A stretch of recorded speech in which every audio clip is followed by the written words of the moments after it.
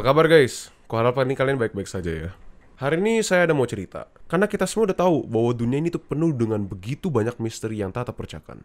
Namun apa yang kita bahas hari ini itu mungkin melebihi dari batas yang biasanya kalian kenal. Dan hari ini, saya telah mengumpulkan cerita-cerita dan kasus-kasus nyata yang menurut saya begitu membingungkan. Penuh dengan misteri dan informasi yang begitu janggal. Hingga saat ini, masih belum ada satu orang pun yang bisa memberikan penjelasan ataupun jawaban untuk kejadian-kejadian yang akan saya ceritakan. Dari sebuah cerita kejadian nyata tentang seseorang yang tertemu tewas terjebak dalam tangki pembuangan toilet, hingga kisah nyata misterius tentang pendaki-pendaki gunung di Rusia, di mana mayatnya ditemukan dengan luka dan bekas yang begitu aneh, sampai polisi dan pihak penyelidik pun juga menyerah dalam menjelaskannya. Kisah-kisah yang kita akan mendengar hari ini telah membingungkan seluruh dunia dari dulu hingga sekarang. Kita akan mulai dengan ceritanya dan juga kejadian kronologis kisahnya, dan pada akhirnya kita akan mendiskusikan begitu banyak teori-teori yang udah dipikirkan oleh berbagai banyak orang untuk menjelaskan kisah-kisah ini. Dan jika itu terdengar menarik, maka jangan kemana-mana, karena kita akan mulai dengan kisah dan kasus nyata, yaitu Operation High Jump. Operation High Jump adalah sebuah ekspedisi militer yang dilakukan oleh Amerika Serikat ke dalam benua Antartika tahun 1946 sampai 1947. Operationnya dipimpin oleh seorang laksamana yang bernama Richard E. Byrd. Dan alasan ofisial dari Amerika Serikat tentang kenapa mereka melakukan ekspedisi ini adalah beberapa hal. Salah satunya adalah mereka ingin membangun sebuah base militer bernama Little America 4. Dan juga mereka ingin melatih personel dan juga ngetes berbagai macam peralatan di dalam kondisi-kondisi udara yang ekstrim dan dingin seperti di Antartika. Pada awal operationnya, dua kelompok kapal pesiar, yaitu kelompok timur dan juga kelompok barat, dikirim kepada dua tempat yang berbeda. Kelompok kapal pesiar barat dikirim kepada tempat yang bernama Marquesas Islands, dan mereka sampai ke tempat itu pada 12 Desember 1946. Dan pada Desember 24, kapal pesiar USS Currituck mengirim beberapa pesawat untuk misi pemantauan pada Antartika. Pada saat itu, grup kapal pesiar timur nyampai di sebuah pulau yang bernama Peter One Island. Kepulauan ini itu terletaknya di Antartika. Akan tetapi, pada Desember 30, 1946, terjadilah sebuah kecelakaan di mana sebuah pesawat tempur jatuh dan membunuh 4 orang. Orang-orang tersebut adalah Ensign Maxwell A. Lopez, ARM-1 Wendell K. Henderson, dan ARM-1 Frederick W. Williams. Tapi untungnya sisa kru pesawat tersebut, yaitu berjumlah 6 orang, diselamatkan 13 hari setelah kecelakaannya. Dan selain 4 orang itu, satu orang lagi yang bernama Vance N. Woodall meninggal pada Januari 21, 1947. Permisi sebentar, saya cuma mau memberi informasi doang. Saya juga baru mengetahui ini setelah saya selesai mengedit videonya. Tapi ternyata Vance N. Woodall ini meninggal karena kepalanya yang dilindas oleh sebuah mesin penggiling salju. Dan setahu saya ini tidak dilaporkan di mana-mana kecuali di bagian kecil dari sebuah koran yang bisa ditemukan di Google Images, di mana ini tertulis bahwa Vance N. Woodall meninggal karena kepalanya yang digiling oleh penggiling salju. Dan saya nggak tahu kenapa ini nggak ada di mana-mana. Dan saya cuma mau memberitahu doang karena ketika kalian nge-search di Google nama Vance N. Woodall, salah satu gambar pertama yang keluar adalah bagian kecil dari korannya itu yang menyatakan bahwa ia meninggal karena dilindas. Yang menurut saya itu agak aneh ya. Oke, silakan lanjut videonya. Ingatlah ini dengan baik. Ini penting karena menurut pernyataan official Amerika Serikat, hanya 5 orang tersebutlah yang meninggal dalam Operation High Jump. Mengikuti pernyataan asli officialnya Amerika Serikat setelah kecelakaan tersebut, mereka melakukan hal-hal yang biasa. Letnan Komandan dan Bintara Marion Dickinson melakukan penyelaman yang merupakan penyelaman pertama Amerika Serikat ke bawah es Antartika untuk pertama kalinya. Mereka membawa ini untuk mengetes beberapa equipment spesialis yang dibawa oleh Amerika ke Antartika. Dan pada 15 Januari 1947, grup kapal pesiar ketiga, yaitu grup kapal pesiar sentral, nyampai ke Antartika dan mulai pembangunan dari base militer Little America keempat. Permisi sebentar, saya hanya mau memperbaiki kesalahan saya pada videonya. Ternyata Little America 4 ini bukan sebuah base militer, tapi sebuah base research. Jadi ya, sorry atas kesalahan infonya. Kalian boleh lanjut nonton videonya. Akan tetapi, pembangunannya dibatalkan karena cuacanya yang makin lama makin memburuk karena mulai menjurung musim dingin di Antartika. Dan oleh karena itu, semua kapal pesiar dan juga prajurit-prajurit Amerika Serikat akhirnya juga dipulangkan karena misinya diterminasi atau dibatalkan. Dan disinilah dimana kita membahas beberapa keanehan-keanehan dalam misi Operation High Jump. Yang pertama, yaitu setelah mereka balik kembali ke Amerika Serikat, Admiral atau Letnan Jenderal Richard E. Byrd, yang pertama mereka lakukan kepadanya adalah mereka mengurungnya selama 36 jam dalam ruangan karantina.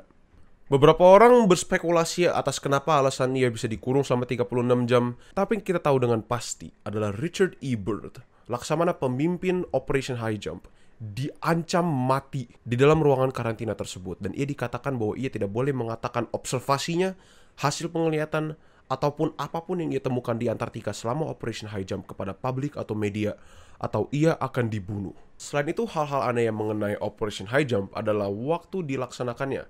Operation High Jump dilaksanakan pas setelah Perang Dunia Kedua berakhir. Dan banyak orang berspekulasi bahwa alasan kenapa Amerika Serikat sangat tertarik untuk menjelajahi Antartika adalah pas Perang Dunia Kedua, kelompok Nazi sendiri, mereka juga sangat tertarik pada Antartika. Alasannya kenapa? Karena mereka mencari sesuatu di Antartika yang bernama Agartha. Mungkin kalian bingung apa itu Agartha. Mungkin kalian belum pernah dengar apa itu Agartha. Agartha adalah nama yang diberikan pada sebuah konsep pemikiran di mana bumi itu dianggap dalamnya itu kosong atau dalamnya seperti cangkang telur.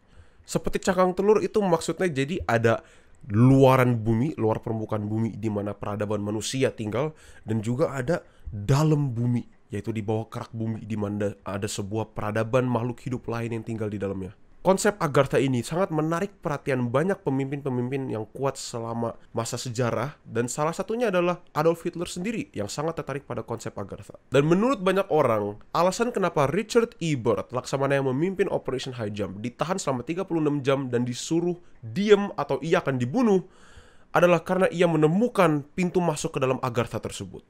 Selain itu, banyak juga orang mempertanyakan jumlah personel dan prajurit yang dibawa oleh Amerika ke dalam Antartika selama Operation High Jump.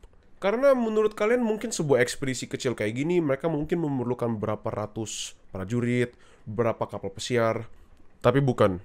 Amerika menyiapkan hampir 5.000 pasukan prajurit, 33 pesawat tempur, dan 7 kapal pesiar seperti kapal feri dan kapal pesawat tempur yang begitu banyaknya untuk sebuah ekspedisi kecil seperti Operation High Jump. Alasannya kenapa?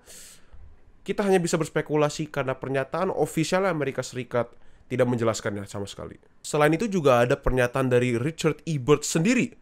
Betul, setelah ia diancam dengan kematian, Richard masih menjelaskan kepada media dan berbicara kepada publik tentang hasil Operation High Jump.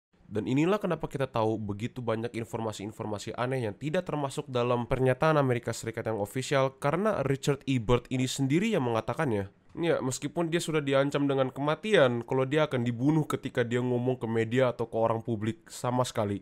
Emang Richard E. Byrd ini pemberani ya ternyata.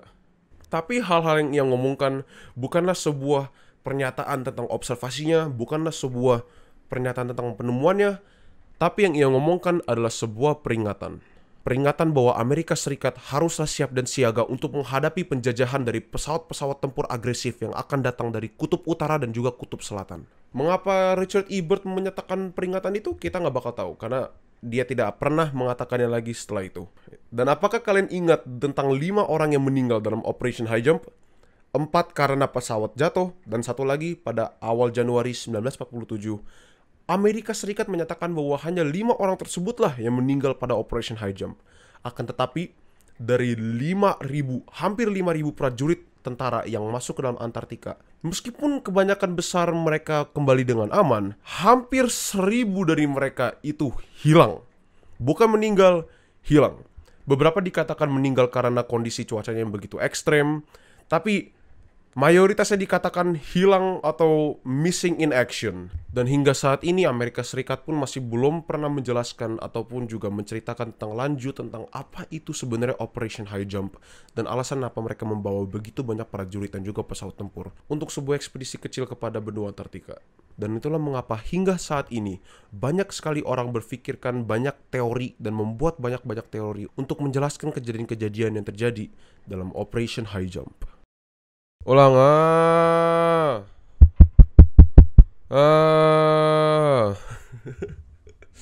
Nah, kalau menurut kalian kasus tadi itu menarik, maka kalian masih belum dengar apa-apa. Karena kasus yang selanjutnya ini tuh menurut saya lebih dipenuhi oleh misteri. Karena meskipun detail dan informasi yang diberi ke publik itu cukup lengkap, kisahnya masih sangat membingungkan. Dan bahkan sampai sekarang masih belum ada orang yang bisa menjelaskannya. Oke, kalau gitu kita jangan nunda lagi dan lanjut langsung ke kasus berikutnya, yaitu kasus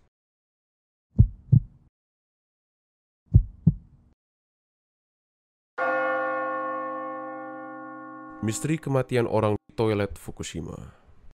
Pada tanggal Februari 28 tahun 1989, seorang guru yang bernama Yumi Tanaka baru saja kembali ke asrama setelah mengajar SD untuk hari itu. Dan setelah sampai untuk beberapa saat, Yumi Tanaka berencana untuk mengakhiri harinya dengan beristirahat sebentar di dalam toilet. Tapi saat Yumi Tanaka sedang buang air, pandangannya tertuju pada sesuatu. Dan ketika ia melihat ke bawah lubang urinal, ia dapat melihat suatu objek yang mengkilap di bawah lubang tersebut. Dan setelah diteliti lebih lanjut, Yumi Tanaka menyadari bahwa kilapan tersebut berasal dari objek, yaitu sebuah sepatu hitam yang terdapat dalam lubang urinalnya tersebut. Menyadari ini, Yumi Tanaka langsung kaget dan ia langsung segera keluar untuk memeriksa tangki pembuangannya secara langsung. Dan ketika ia buka tangki toilet tersebut dan melihat ke dalamnya, ia melihat sesuatu yang tidak bisa dijelaskan. Ia melihat sepasang kaki manusia telanjang. Melihat ini dia langsung panik dan dia teriak. Hingga guru-guru yang di asrama juga berlarian ke tempatnya untuk mengetahui kenapa dia bisa panik seperti ini. Dan ketika mereka sampai ke tangki pembuangan toilet, mereka melihat sosok pria terjebak di dalam tangkinya tersebut. Mereka langsung menelpon polisi dan polisi langsung mencoba untuk menarik pria tersebut keluar. Tapi itu mustahil karena pipa pembuangan toilet tersebut hanya memiliki pembukaan yang sebesar 36 cm, yaitu sebesar segini lah.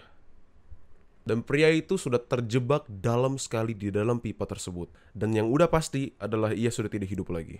Akhirnya polisi menelpon pihak pemadam kebakaran yang akhirnya memerlukan mobil ekskavator dan truk derek untuk mengeluarkan pria tersebut dari tangki toiletnya. Dan seperti yang sudah diduga, pria tersebut sudah mati. Ia ditemukan dengan posisi kakinya terlipat ke atas tubuhnya, dengan posisi badan atasnya yang telanjang, tetapi ia terdapat sebuah mantel yang terlipat secara rapih di atas dadanya. Ia ditemukan dengan posisi tiduran, dengan mendongak ke atas, jadi matanya langsung tertuju pada lubang urinal atau lubang pembuangan. Mereka juga menemukan satu sepatu hitam yang terletak di atas wajah orang itu.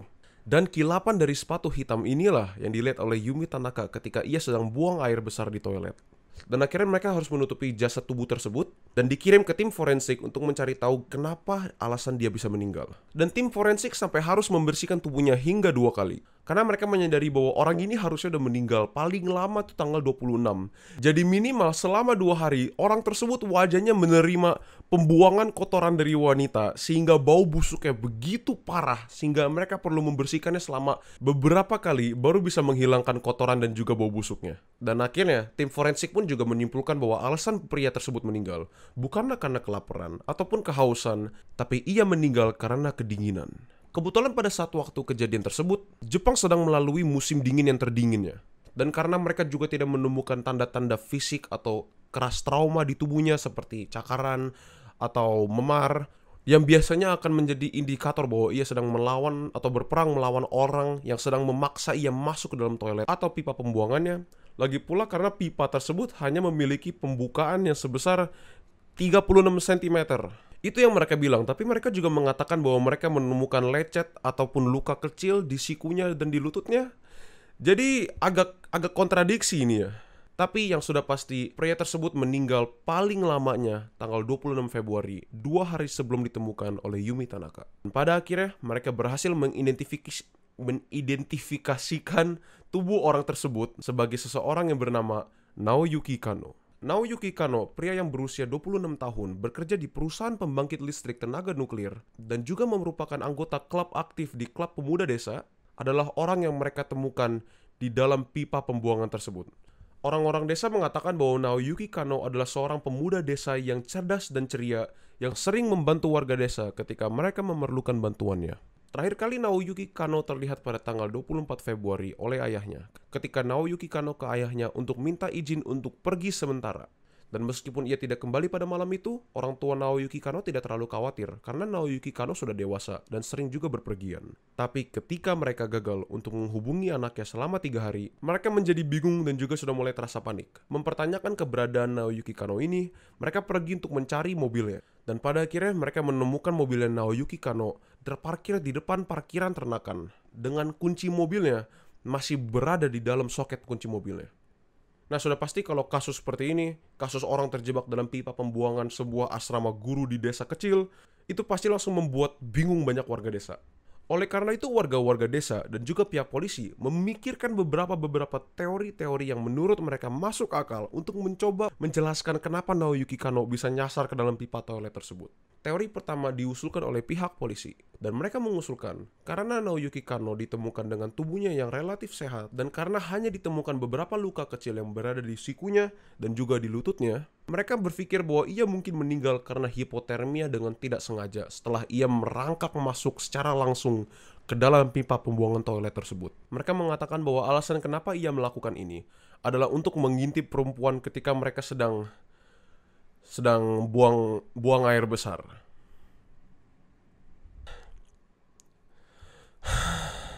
Lebih tepatnya mereka mengatakan bahwa Naoyuki Kanno merangkak masuk ke dalam pipa toilet untuk mengintip pada Yumi Tanaka. Naoyuki Kanno dan Yumi Tanaka merupakan dua teman yang cukup dekat, sampai beberapa laporan mengatakan bahwa Yumi Tanaka berselingkuh dengan pasangannya dengan Naoyuki Kanno. Namun ini mungkin informasi yang kurang akurat karena beberapa laporan juga mengatakan bahwa mereka hanyalah teman baik dan tidak pernah melakukan hal-hal yang berlebihan sampai begitu. Beberapa laporan bahkan mengatakan bahwa Naoyuki Kanno ini dekat dengan pasangannya Yumi Tanaka. Dan Naoyuki membantu pasangannya Yumi untuk melacak seorang pria yang sedang mengganggunya. Tapi sudah pasti beberapa orang tidak percaya dengan teori ini. Karena pertama, Naoyuki itu bukan orang yang bodoh. Dia adalah seorang pekerja posisi tinggi di perusahaan pembangkit listrik tenaga nuklir di Fukushima. Orang harus berpikir, apakah orang yang bisa mendapatkan gelar direktur pembangkit listrik tenaga nuklir di Fukushima, apakah ia tidak memikirkan resiko-resiko bahwa jika ia merangkak masuk ke dalam pipa yang cuma 36 cm doang, kemungkinan ia bisa terjebak di dalam? Selain itu, orang juga mempertanyakan gimana caranya ia bisa masuk ke dalam pipa toilet dengan sendiri, tapi memerlukan sebuah ekskavator dan truk derek untuk menariknya keluar. Di antara Yumi Tanaka ini begitu kuat sampai ia bisa menariknya masuk begitu dalam, atau seseorang menaruhnya di dalam situ. Oke, sebelum kita bahas topik ini dengan lanjut, saya hanya ingin mengatakan bahwa hal-hal yang saya ngomongin itu hanya dalam konteks candaan. Saya hanya memberikan informasi yang sudah terdapat di internet ke publik. Saya tidak mencoba untuk mengganti pikiran mereka. Semua yang saya ngomongin itu bisa diinterpretasi oleh beberapa orang yang berbeda-beda. Dan saya sama sekali tidak serius dalam membahasnya. Jangan bunuh saya. Please.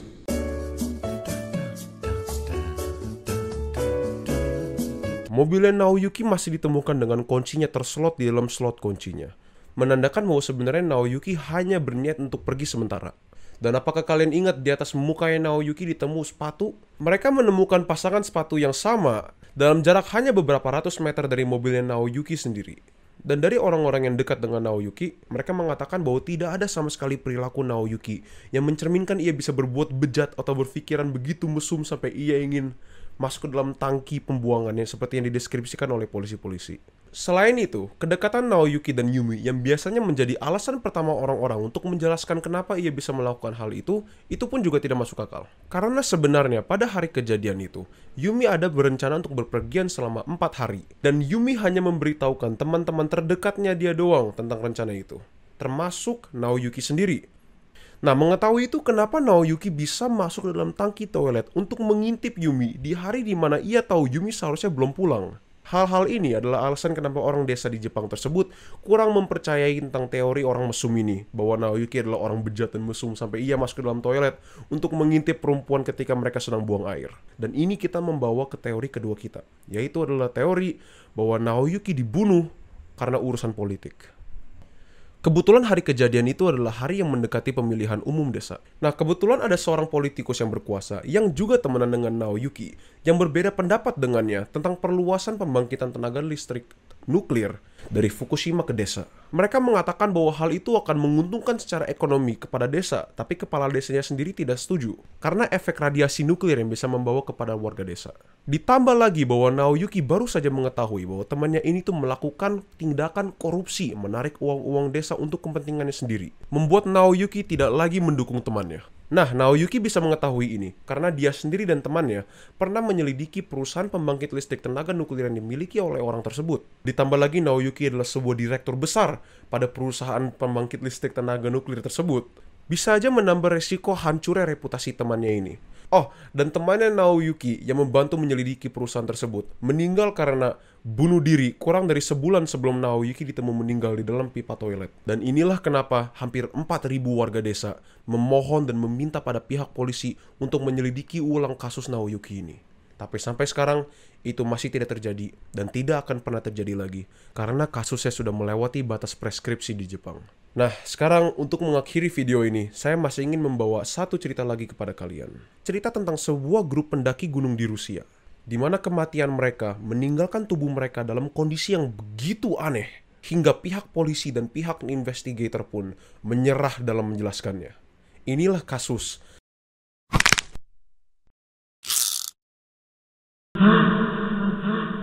Dyatlov Pass. Insiden ini terjadi pada 1 Februari 1959. 9 pendaki gunung yang berpengalaman di Rusia memutuskan untuk mendaki gunung Ural Utara di Rusia. Grup ini terdiri dari, dan maaf kalau saya mengatakan namanya dengan salah, Igor Dyatlov, Yuri Doroshenko, Lyudmila Dubinina, Georgi Krivonishenko, Alexander Kolevatov, Zinaida Kolmogorova, Rustem Slobodin, Nikolai Thigbeo-Brignol, dan Semyon Zolotaryov. Mereka berkumpul dengan satu tujuan di pala mereka, yaitu untuk mencapai Gunung Otorten. Dan pada malam Februari 1, mereka mendirikan tenda mereka di bagian Kolatsyal. Mereka mulai mendaki, dan kita tidak tahu apa yang terjadi pada mereka. Tapi kita menemukan jurnal-jurnal dan juga foto-foto pada HP mereka yang menunjukkan bahwa mereka dalam kondisi yang sehat dan senang. Seperti tidak ada apapun yang terjadi yang di luar dari prediksi mereka. Akan tetapi, ketika mereka gagal untuk kembali pulang dalam waktu yang tepat, keluarga mereka mulai khawatir. Dan mereka langsung mengirimkan grup penyelamat untuk mencari grup tersebut. Dan apa yang mereka temukan, itu sangat tidak bisa dijelaskan. Hingga saat ini masih belum ada penjelasan tentang apa yang mereka lihat. Mereka menemukan tenda grup tersebut. Tendanya ditemukan dengan bekas-bekas robek, seperti orang memaksa bukanya dari dalam menggunakan sebuah pisau. Seakan-akan pendaki-pendakinya lagi panik dan mereka ingin keluar secepat mungkin. Saking cepatnya, sampai semua barang kepemilikan grup tersebut, seperti sepatu, pakaian-pakaian tebal, makanan-makanan, masih ditinggal di dalam tenda tersebut.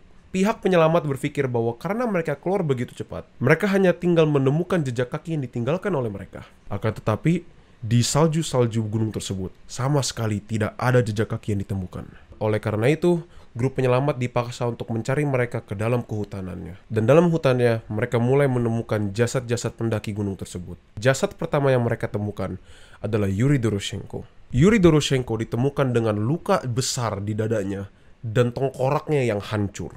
Selain itu, Yuri Doroshenko juga kehilangan salah satu matanya, dan bagian alis dari Yuri Doroshenko juga hilang. Kemudian mereka mencari lagi dan mereka menemukan jasad Georgi Krivonishenko.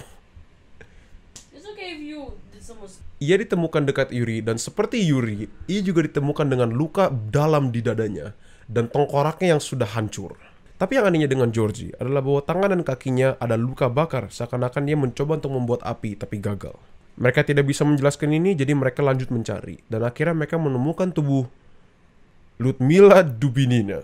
Tubuhnya Lyudmila ditemukan di bawah 4 meter salju. Dan ingat bahwa sampai sekarang mereka masih tidak menemukan jejak kaki. Tidak ada jejak kaki di sekitarnya dan tidak ada jejak kaki di atas tubuhnya atau di bawahnya. Saljunya masih rata. Dan Lyudmila ditemukan dengan luka dada seperti tulang rusuk yang patah dan tulang dadanya yang hancur. Meskipun Lyudmila lukanya tidak separah dengan tubuh-tubuh yang mereka sudah temukan sebelumnya, ketika mereka ngecek mulutnya Lyudmila, mereka menemukan bahwa lidahnya hilang. Lidahnya tidak di dalam mulutnya. Dan mereka tidak menemukan lidahnya di mana-mana. Matanya masih ada, mata dua-duanya masih ada, tapi lidahnya sudah hilang. Dan lagi mereka tidak bisa menjelaskannya, jadi tim penyelamat pergi untuk mencari tubuh-tubuh yang lain. Akhirnya mereka menemukan jasad Nikolai Thigbeo-Brignol. Nikolai, seperti jasad-jasad yang lain, ditemukan dengan tengkorak yang hancur atau pecah, dan juga luka dada yang begitu dalam, sampai tulang rusuknya hancur semua.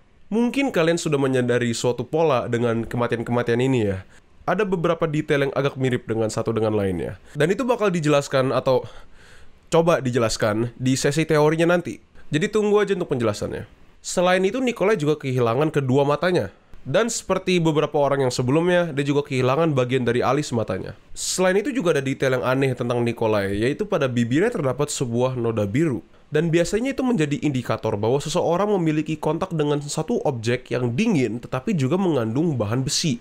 Dan saya mau mengingatkan bahwa semua peralatan tenda mereka yang mengandung zat besi atau kandungan besi itu ditinggal di tendanya. Dan benda-benda yang dibawa oleh Nikolai dan yang lain-lainnya itu tidak bisa menyebabkan noda biru kayak gini. Jadi kenapa bisa muncul noda biru? Kita nggak tahu. Bahkan tim penyelamat pun juga tidak tahu. Makanya mereka langsung lanjut mencari jasad lainnya. Dan akhirnya mereka menemukan jasad Rustem Slobodin. Dan Rustem Slobodin ini ditemukan dengan posisi berbaring, dengan palanya mendongak ke atas seakan-akan dia melihat pada sesuatu.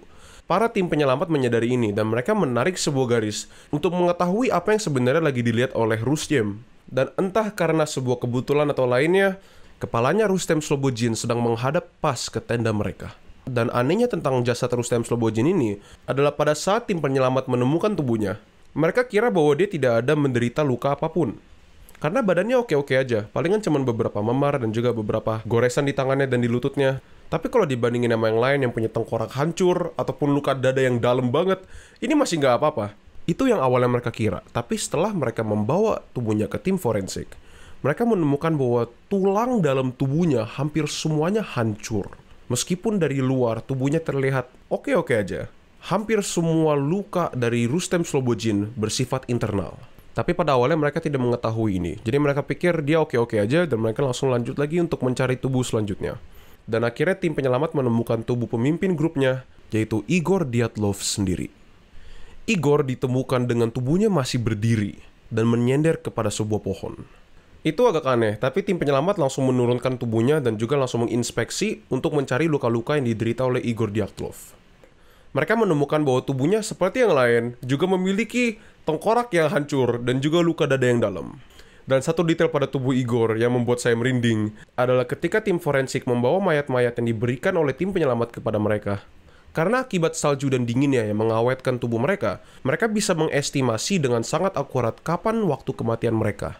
Dan dengan spesifiknya, Igor Dyatlov dinyatakan meninggal pada Februari kedua di pagi hari jam 5.39. Dan ini menarik perhatian tim penyelamat, karena ketika mereka menemukan Dyatlov, jam tangan Igor Dyatlov menunjukkan waktu 5.39 ketika sudah tidak aktif. Pas dengan kematian Igor Dyatlov sendiri hingga ke menitnya. Kenapa bisa kayak begitu? Saya tidak tahu. Apakah hidupnya Igor Dyatlov dan jam tangannya itu ada sebuah koneksi? Saya tidak bisa menjelaskan apakah teknologi kayak gitu udah ada. Mungkin, tapi saya nggak tahu. Jadi itu masih membuat saya agak merinding. Setelah itu Zinaida Kolmogorova ditemukan di sebuah jurang dekat tenda mereka. Dan meskipun Zinaida Kolmogorova ini memiliki luka pada tengkoraknya, luka tengkoraknya berbeda dengan yang lainnya. Tengkorak pada jasad-jasad lainnya ditemukan dengan luka seperti tengkoraknya dihancurkan atau seperti luka dibanting. Tapi tengkoraknya Zinaida itu memiliki luka, bukan luka lagi. Lukanya seperti dia ditabrak oleh mobil tengkoraknya. Dan benda yang menabrak Zinaida ini itu menabraknya dengan begitu kencang sampai tulang belakang dan tulang dadanya itu hampir kegabung jadi satu. Padahal tubuhnya Zinaida ditemukan di atas beberapa meter salju dan di bawah sebuah jurang yang tidak terlalu curam. Tim penyelamat tidak berhenti di situ saja, karena mereka masih kekurangan 2 orang, jadi mereka pergi untuk mencarinya. Dan mereka menemukan tubuh Semyon Zolotaryov.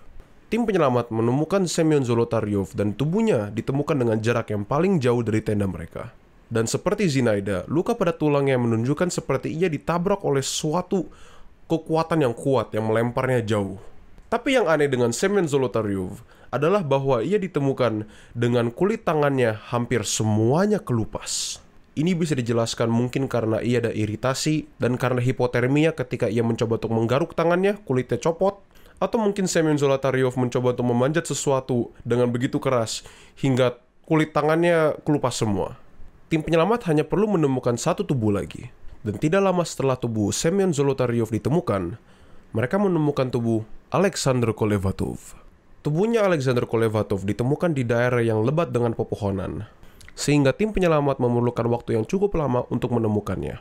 Dan Alexander Kolevatov ini ditemukan dengan luka tengkorak yang cukup minor, tapi luka tulang lainnya melebihi Zinaida dan melebihi Semyon Zolotaryov. Tubuhnya Alexander ditemukan dengan luka seakan-akan ia ditabrak dengan mobil begitu kencang sampai tubuhnya terlempar dan akhirnya menabrak pohon. Dan itu tubuh terakhir yang ditemukan oleh tim penyelamat. Suatu fakta yang menarik menurut saya adalah tim penyelidik dan juga polisi, mereka sangat bingung ketika mereka ingin mengklasifikasikan kematian mereka disebabkan karena apa. Karena ketika mereka mengatakan mereka meninggal karena kedinginan, gak ada yang percaya. Bahkan keluarganya pun langsung marah besar. Jadi mereka mengganti deskripsi mereka meninggal adalah grup pada Dyatlov Pass gagal dalam mengalahkan suatu kekuatan yang luar biasa. Dan deskripsi itu sudah pasti sangat ambigu ya, karena mereka sebenarnya nggak tahu kenapa mereka bisa meninggal. Dan karena polisi dan pemerintah Rusia sudah menyerah dalam menyelidiki kasus ini, jadi warga Rusia sendirilah yang membuat teori mereka sendiri untuk mencoba untuk menjelaskan apa sebenarnya terjadi pada pendaki-pendaki gunung ini. Teori pertama dan yang paling populer adalah bahwa grup Dyatlov Pass gagal untuk kabur dalam sebuah bencana alam, yaitu salju longsor. Teori ini mengatakan bahwa ketika mereka sedang beristirahat di dalam tenda, beberapa orang mendengar bahwa sebuah longsor sedang menuju arah mereka. Dan mereka langsung dengan cepat merobek tendanya dari dalam, dan mereka langsung lari keluar. Dan karena longsor yang menutupi jejak kaki mereka, grup penyelamat tidak menemukan jejak kaki sama sekali. Dan menurut saya itu cukup masuk akal.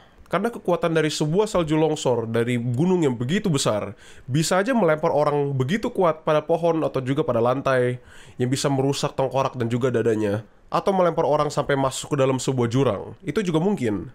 Dan mungkin ini bisa menjelaskan kenapa mereka memiliki luka tengkorak yang hancur, atau dadanya yang bisa hancur, atau beberapa orang tertimbun di bawah beberapa meter salju. Tapi ini masih nggak bisa menjelaskan kenapa beberapa orang ditemukan dengan mata hilang, lidah hilang, atau noda biru yang ditemukan di salah satu jasadnya.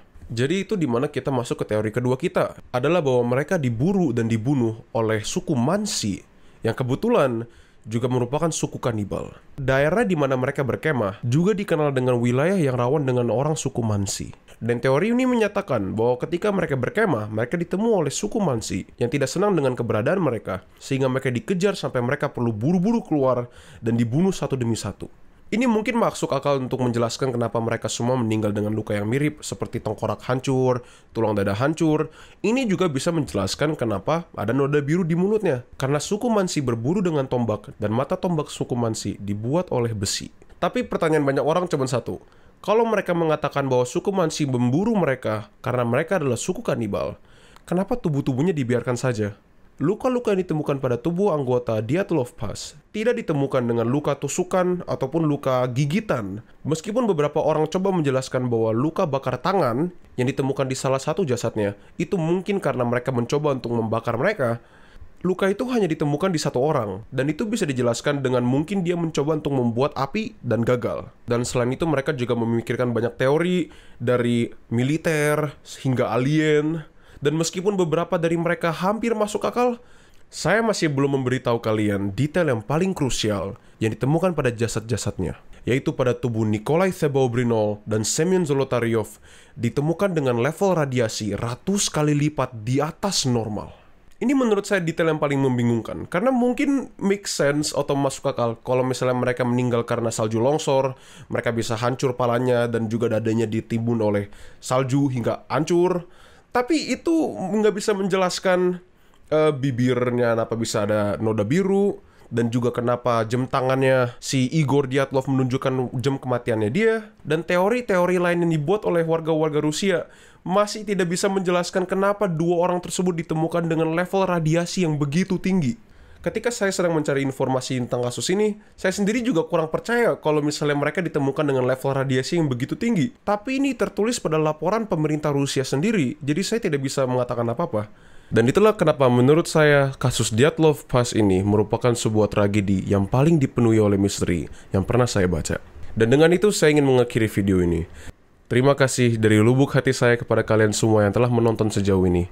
Aku tahu mungkin video ini agak panjang untuk beberapa orang, tapi aku berharap beberapa dari kalian bisa menyampai akhirnya dan bisa menikmati videonya. Kuharap nggak terlalu bosen ya kalian nontonnya. Dan kalau kalian tertarik dengan mendengar kisah tragedi atau kisah misterius yang seperti tadi, mungkin kalian bisa klik tombol subscribe yang ada di bawah. Channel ini masih sangat baru dan saya akan sangat apresiasi bantuan kalian semua. Dan itu aja dari saya untuk hari ini. Sampai jumpa di video selanjutnya. Bye-bye.